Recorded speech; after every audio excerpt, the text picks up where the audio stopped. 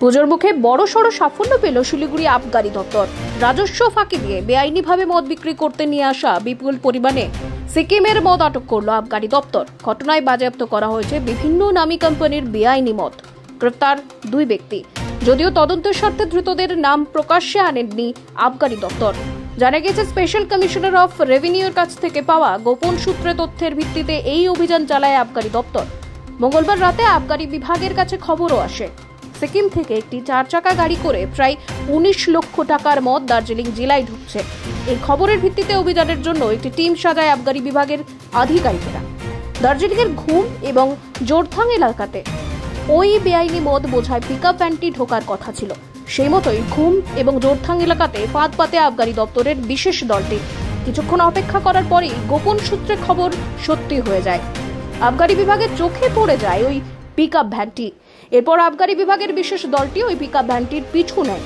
অবশেষে দার্জিলিংয়ের মকাইবাড়ি চা বাগান এলাকায় রাজস্ব ফাঁকি দিয়ে সিকিম থেকে নিয়ে আসা বেআইনি মদ বোঝায় পিকআপ ভ্যানটিকে আটক করতে সক্ষম হয় আবগারি বিভাগ।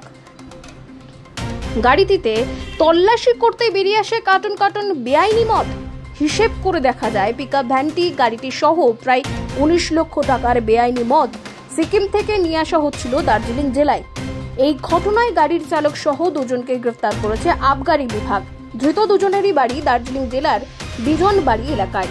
আজ ধৃতদের আদালতে তোলা হবে। পাশাপাশি এই মদ পাচার কাণ্ডে আর কারা জড়িত রয়েছে তা তদন্ত শুরু করেছে আবগারি বিভাগ। উত্তরবঙ্গের আবগারি দপ্তরের স্পেশাল কমিশনার সুজিত দাস এই বিষয়ে বলেন, পুজোর আগে এই ধরনের ঘটনা বৃদ্ধি পায়, সে কারণে আবগারি দপ্তরের সমস্ত আধিকারিকদের সজাগ দৃষ্টি রাখতে বলা হয়েছে।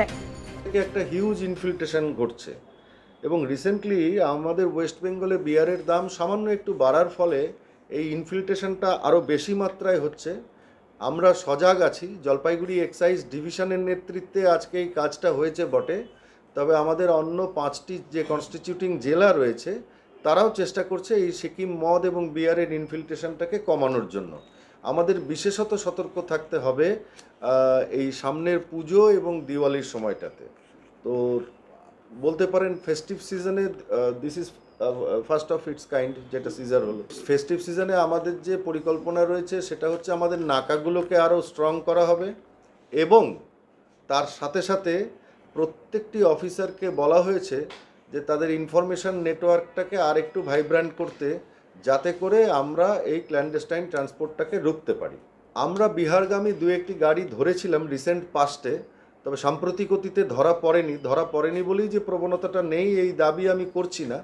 তবে বিহার বর্ডারগুলোতেও আমাদের নকশালবাড়ি এক্সাইজ স্টেশন তারা কাজ করছে এবং তাদের ডিউটি, নাকা ডিউটি ইত্যাদি চলছে।